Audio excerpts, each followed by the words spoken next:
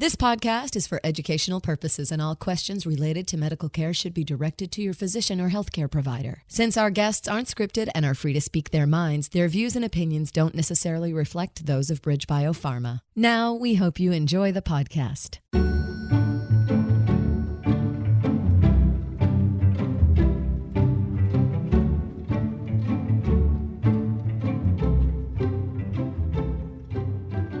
And welcome to On Rare, a rare disease podcast produced by BridgeBio, a biotech company that focuses on developing treatments for rare diseases. I'm your host, Mandy Rohrig, a member of the Patient Advocacy team, and I'm joined by my friend and colleague, David Rintell, head of Patient Advocacy at BridgeBio.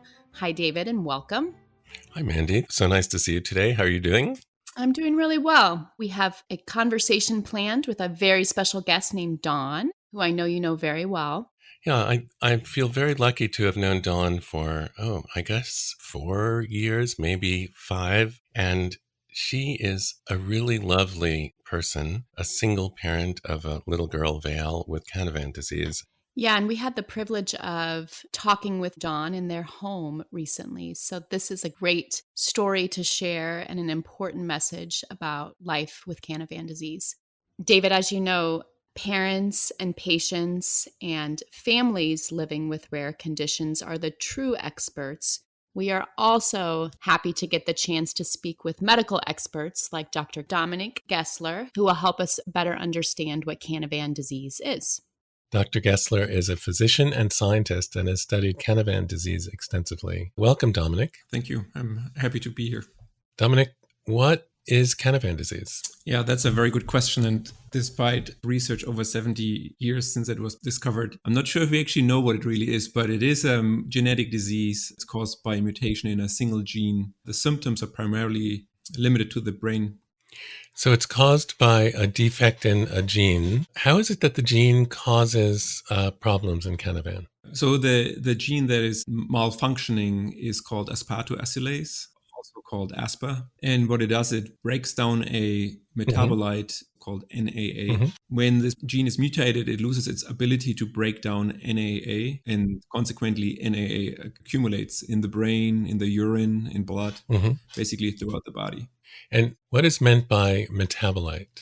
So it's basically a small molecule that's being broken down into two separate molecules, so to speak. What is seen in the functioning of a child with Canavan disease when this happens? What we find in patients with Canavan disease, they develop a degeneration of the brain and lose certain parts of the brain matter. I see. So initially the child seems healthy, but then it's noted that they don't meet developmental milestones like other children their age. So they're not really developing skills and abilities beyond infancy. Yeah, that's correct. So parents are unaware during the pregnancy that anything is going incorrectly. There's no indication in ultrasounds or any other types of testing that women may be getting prenatally. There is some research where people try to see if embryonal ultrasound can be used to detect, but in general, parents typically are unaware of that anything is going wrong.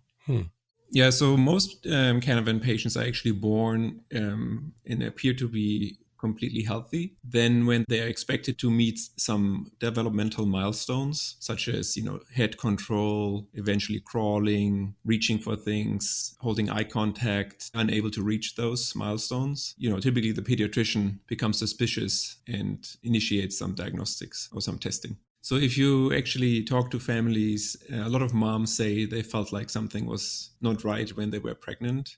You mentioned that Canavan disease is a genetic disease. Yeah, that's correct. So in general, it would be inherited from the parent. It is autosomal recessive, so the parents would each be carriers, correct? Yeah, technically correct, yeah. It's possible that mutation happens spontaneous during embryonic development, but typically we can find the mutations that you can identify in the patient, you can find those in the parents. Now we know that Canavan disease is quite rare. There are not that many carriers. It's kind of a stroke of unfortunate luck that two carriers produce a baby together. Is that correct? Yeah, that's correct. So basically, the ASPA gene, there are two copies in each cell. If you have only one copy that's not functioning properly, you have no symptoms and you're fine. And so basically the children inherit the faulty copy from each parent to have basically two copies that are not functional. Mm-hmm. So what percentage of children living with Canavan are the result of this spontaneous mutation that you refer to? I don't know exact numbers, but based on the few hundred mutations that have been identified, it's probably negligibly low. We spoke with another family living with Canavan, Cliff and Noreen, the parents of Dylan, in a previous podcast. And our understanding, or their understanding, was that Dylan was born as the result of a spontaneous mutation. It's all coincidental if two parents have a baby and end up having a child with Canavan disease. There are, however, studies that suggest that the carrier rate is actually much, much higher than we think. We don't know why the carrier rate doesn't match basically the number of children being born with Canavan disease.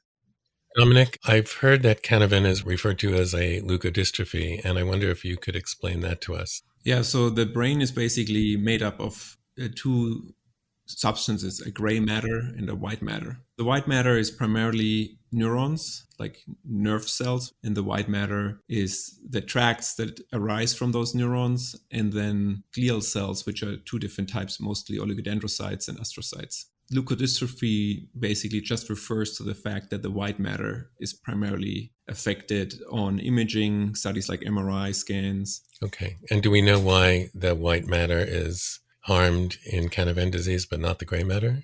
In the brain, at least, the Asper gene is primarily expressed in the oligodendrocytes, which make the majority of the white matter. I see. Okay. And oligodendrocytes are involved with the production of myelin, correct? That's correct. And myelin is what insulates the neurons, the nerve cells. Yeah, exactly. A more common condition that affects myelin in adults primarily is multiple sclerosis, correct? Yep. Although the problem in the myelin in that case is likely caused by inflammation, not because of a genetic cause. Right? Yeah, that's correct. Yeah. Well, thank you so much. This has really been very helpful to us. And as we have our conversation with Dawn, the mom of Vale living with Canavan disease. Absolutely. It's an honor to have the chance to talk to you guys.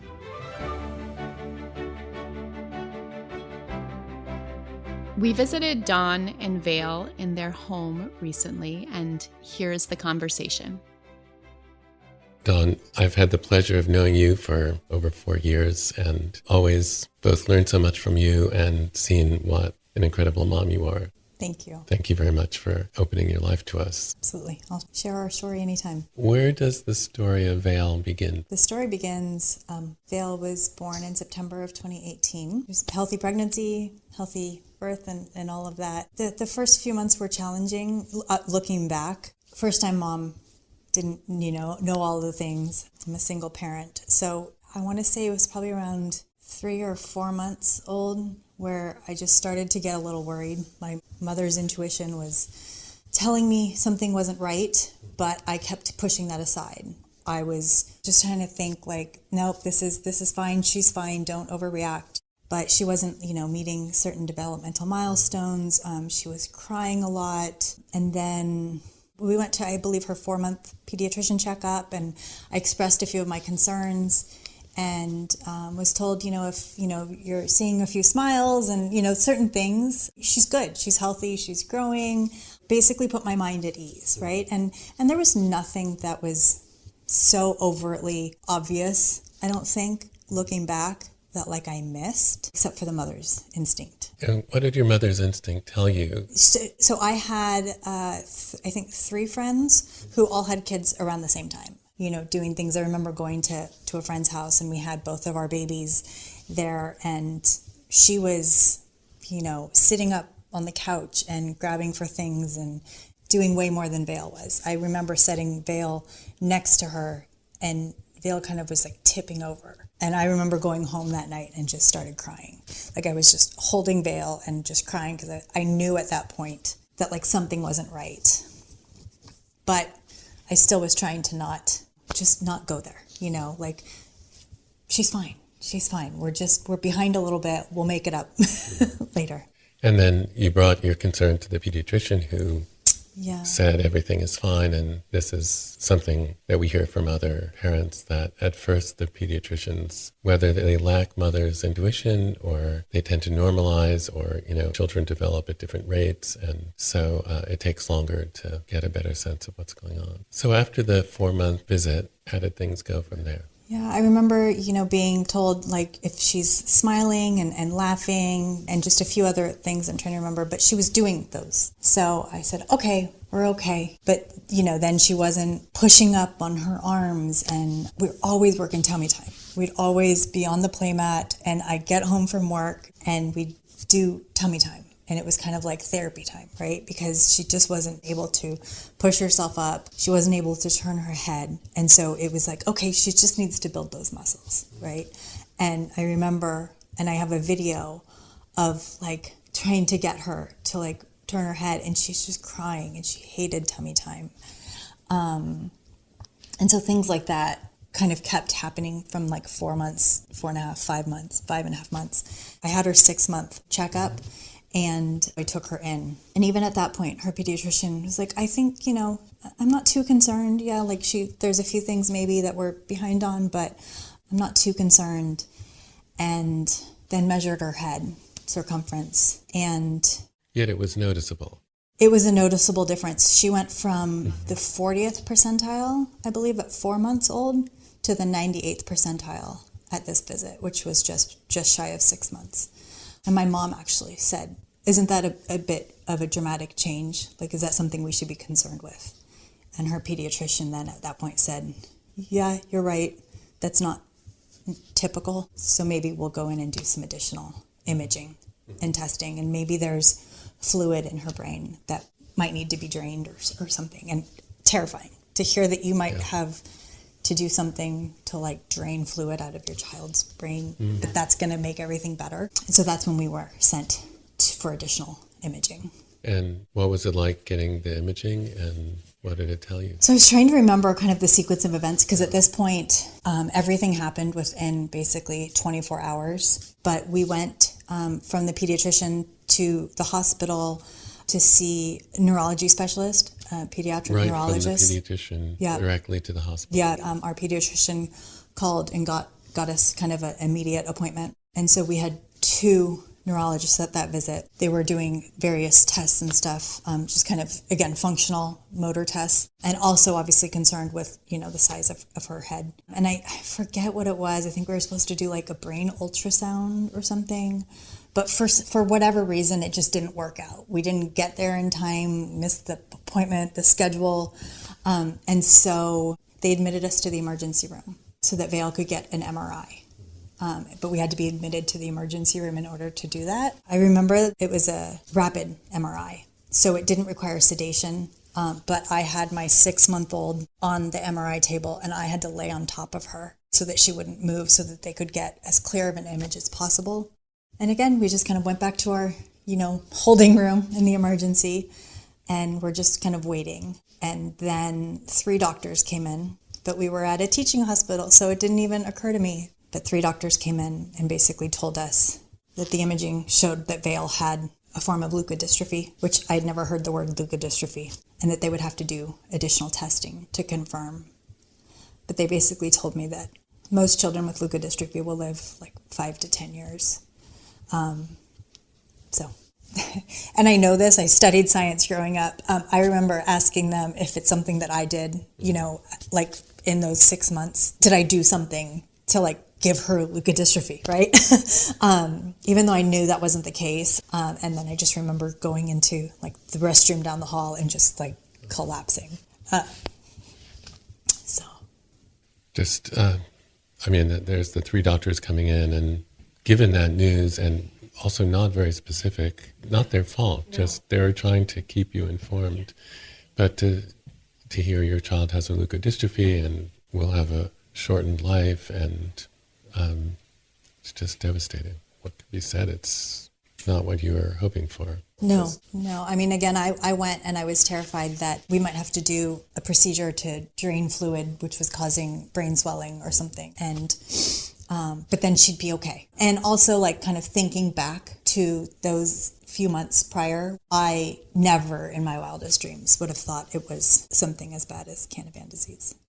You had the first imaging and heard that it was a leukodystrophy. What happened after that? Did they try to look into what type of leukodystrophy? And Vayle stay in the hospital then or go home? Yeah, so after they told us that she had a leukodystrophy and they needed to do additional testing, they admitted us to the hospital because they were going to do another MRI, but that required her going under anesthesia so that they could get better imaging done. And so they admitted us to the hospital.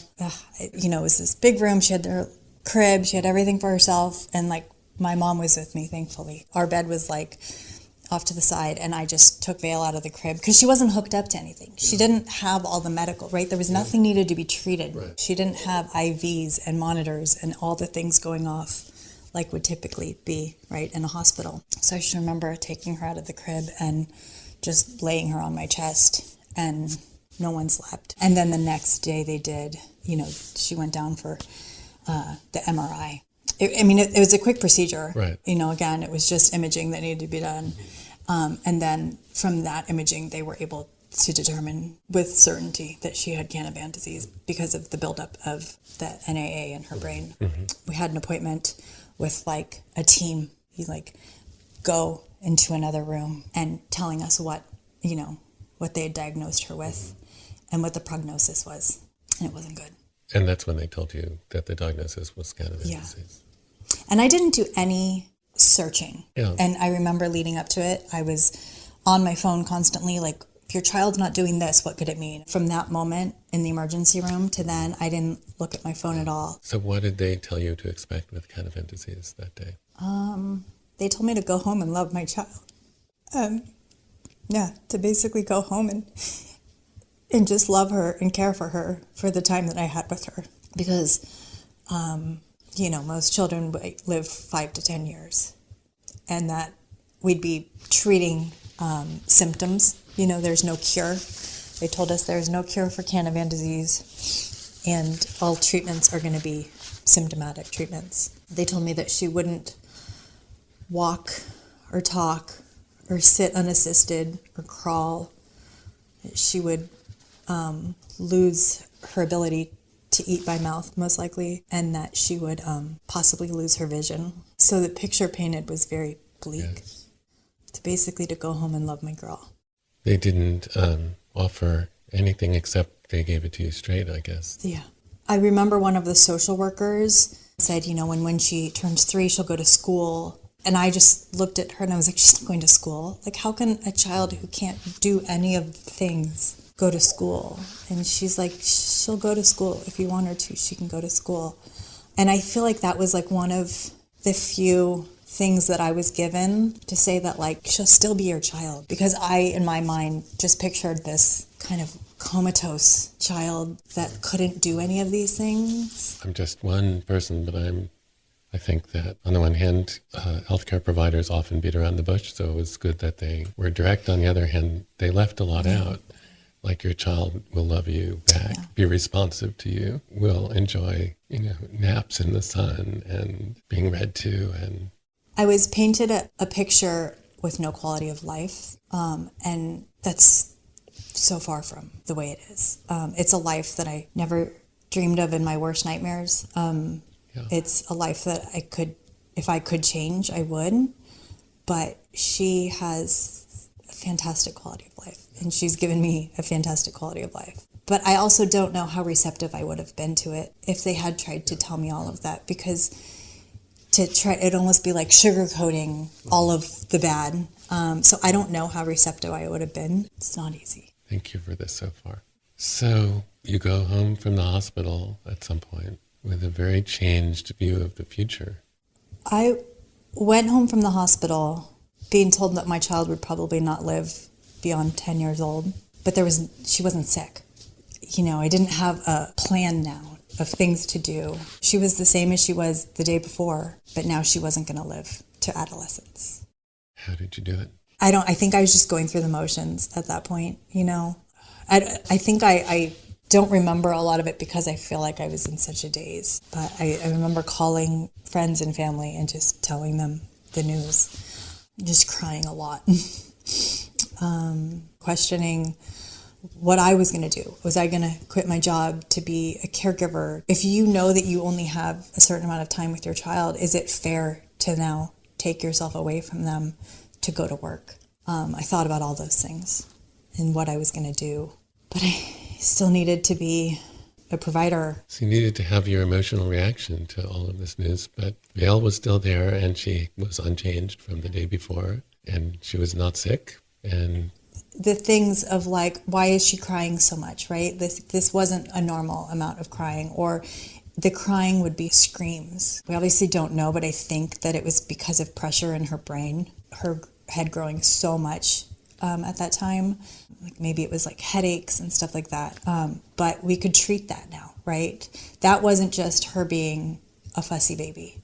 That was her needing intervention. I think we started seeing various specialists at that point to work on symptom management. So were you able to find a pediatric neurologist who understood Canavan disease? Because it is so rare that I'm going to guess that most pediatric neurologists never see a child with Canavan disease. Yeah, we have a fantastic pediatric neurologist. She may have had one child in her tenure before.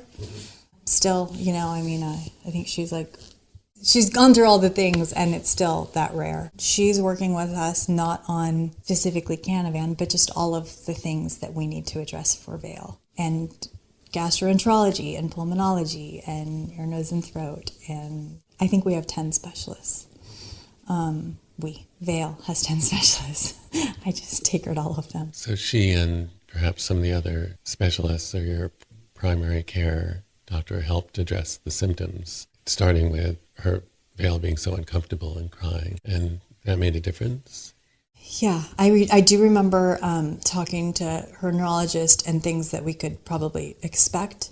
And she said, seizures are very common in children with Canavan or neurological disorders. And I was so scared of I don't know. I'd never been around somebody with seizures, let alone your own child. She tried to kind of put my mind at ease. Like, they're scary, but it's okay. They're not hurting her if she does start having them, and actually learned that she probably was at that point having what they're called absent seizures. And then she had her first kind of grand mal seizure when she was about 2.5. It's the scariest thing for me. But, just kind of setting us up for maybe different things that might happen that we could expect and just how to manage them.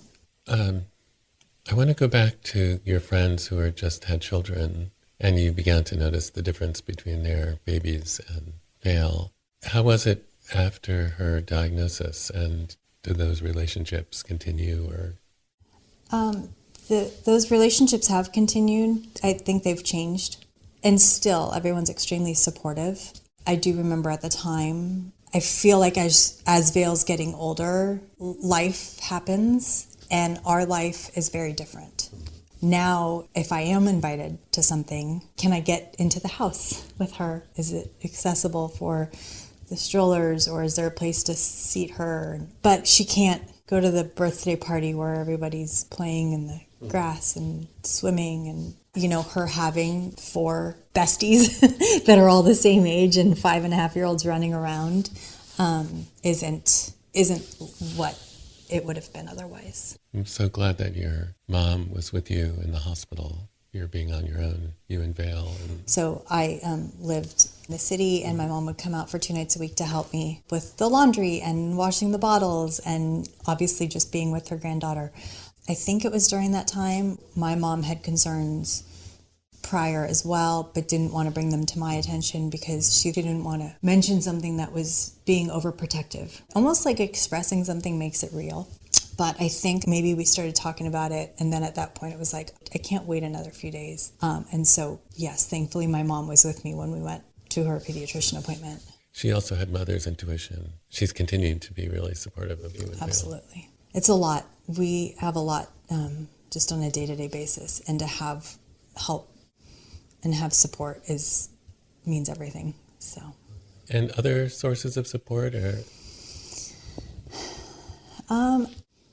it's hard to ask for help, and it's also hard for somebody to help now because her needs are so specialized, and everyone's just got their own their own thing too. I have a very small family, but if I called my family, they would help however they could. Or if I called a friend, they would help however they could. But we just kind of go about and do our thing, and I don't know, hope that maybe we'll get invited to something every once in a while. Yeah, Vale's care is very complex, and I was thinking earlier, gee, next time I'm in town, can I come and babysit and say go out for a few hours? And It's a lot. I'd have to learn a lot in order to do that, and you'd have to have a lot of trust and confidence in me, which no one has ever had. So it puts constraints on your life as to who is able to come by and help. Or I can't just get a babysitter off of next door that goes to the high school down the road. I've been actually looking for nursing care for about 4 months. Yeah, it's certainly not as easy. It needs to be someone with professional training, and those people these days are really hard to find. Talk us through a typical day being Vale's mom and caring for Vale. Absolutely. So on weekdays, so she does go to school. She's in transitional kindergarten now. So on weekdays, we wake up in the morning. I will kind of lift her out of bed, put her in her stroller, and we come into the kitchen and do meds and a small feed, and then kind of get her ready for school. I take her down to the bus, and she goes off to school with her dedicated nurse and has a grand old time at school, and then comes home. And then I'm still working full-time. I'm lucky I get to work from home kind of most days. So on the days that I'm home, I pick her up from the bus, and we'll do like a snack when she gets home. She'll take a nap. And then if it's either the weekday or even on weekends, when she kind of wakes up from the nap, I'll usually put her in her stander, do a feed. She's exclusively tube fed now, so she gets all of her feeds through her G-tube. Try to, read books or play a game, or, color, or watch Elmo. A lot of it is just kind of, she might come into the office with me while I'm working, or she'll sit with Grandma and Grandpa, and she's very easygoing, so she is just very chill. Go for an afternoon walk, depends on the day. Then I usually do her vest treatment. We kind of just get ready for the evening. She'll do her like an evening feed, do the shower in her bath chair. She has a special bath chair because I can't put her in the bathtub. Try to lift 40 pounds into a tub and then pick up 40 pounds that's slippery and wet is not easy.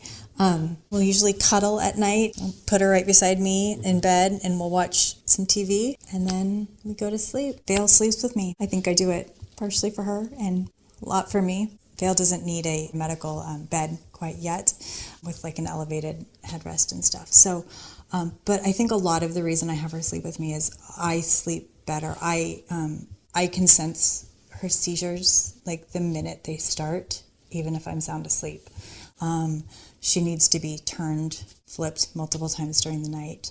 So a lot of that is just caring for her during the night. And then there's the part that just wants to sleep right next to my daughter. It's very scheduled because feeds and all the things, and it's just easier to get everything done when you have it all like pretty much same time. She requires a lot of care every day, takes most of the day, and it's hard. I know this is difficult, and you've already said this has been like the most difficult aspect of being aware that one day Vale won't be here. It's difficult because this is not the future I had envisioned when I decided to have a child on my own. This was never part of that story, right? So it's hard for me to look ahead of what that future will look like as well, because I just kind of need to roll with the punches and keep her healthy and safe and happy. The rest of it, which when I was pregnant with her and I knew she was going to be born in September, so she was going to have that extra year of kindergarten, and in my mind, whether or not this was going to happen or not, but we were going to move away for that year, because who needs 2 years of kindergarten, right? We were going to go to Italy or just travel or whatever. Would that have happened? Who knows? But that was in my mind, just a lovely thing to do with my daughter. And obviously that did not happen. But similarly, I try not to look ahead now. What do I want that next step to look like when she's 8 years old or 10 years old? Because it's just going to unfold the way it's supposed to. So on the one hand, you've been working to prepare yourself mentally. But on the other hand, your life is really this moment and then the next moment, and making those moments as good as they can be. The most important thing for me now is her comfort and her happiness. I'm having to contemplate whether or not I'm going to do a major surgery on her for her hips in, let's say, the next 6 months. It's like weighing on me as to whether or not I want to do that, right? Because it's not a small surgery. It's a long recovery.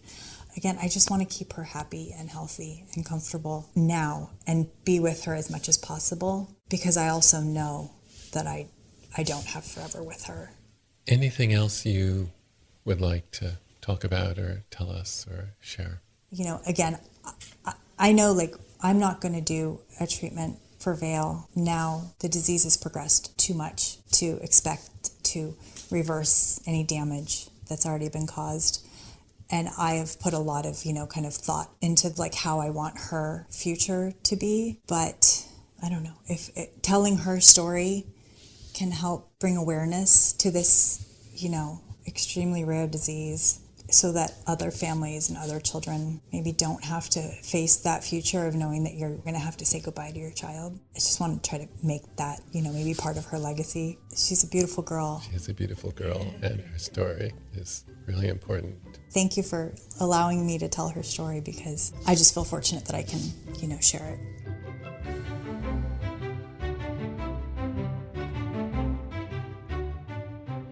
David, what an emotional story. I don't know how you felt when you were interviewing Dawn, but I had to pause a bit while listening to your conversation.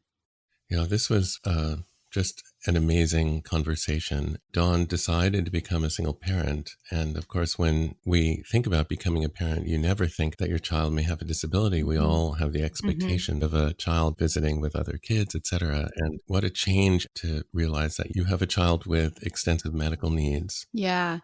The statement that Dawn said, where she was told to go home and love her daughter. Parents understand that's all that you're going to be able to do, and your child's going to be able to do. And then being told that your child is only going to live until 10 years old is just so devastating. And what Dawn says is that after she got over the shock of this comment, that she realized that nothing had changed with Vayle from the day before that appointment, that Vayle was still the same, and she and Vale had a close relationship. Vale has a good quality of life, and they're going to continue doing what they're doing. So I think that's a very good message for families. This is a love unlike what Dawn had ever imagined. If she could change it, she would, but they have this really beautiful life together. Yeah, very much so. And Dawn and Vale live in a multi-generational home, and her mom and her mom's partner really are helpful, and I think cut down on the isolation and challenges, and they just adore Vale, all of them. It's a beautiful thing, the close relationship that is built up with a child who's not able to communicate with words. Yes, it actually reminds me, after our visit with Dawn and Vale, I was sharing with my own children what our experience was. And I had a photograph, and I was sharing this with my 6-year-old. And she goes, "So Mom, she can't walk, she can't talk, she can't eat." And I was like, "Yeah, Claire, she has a lot of challenges." But she looks at me, she goes, "But she can still love, Mom." And I was like, "You bet she sure can still love." It's just beautiful. Just such a beautiful sentiment. And thank you for sharing, Mandy. Thank you, David. And thanks again to Dawn for helping us to understand the complex, deep love shared between a mother and a daughter. Thank you to our producer, Amy Brooks. If you have questions or comments, write us at onrare@bridgebio.com. To learn more about Canavan disease, please visit the Canavan Foundation, Canavan Research Illinois, United Leukodystrophy Foundation, and National Tay-Sachs and Allied Diseases, or NTSAD, websites. And if you like this podcast, please subscribe. Thank you for being with us today. Please join us for our next conversation on Rare.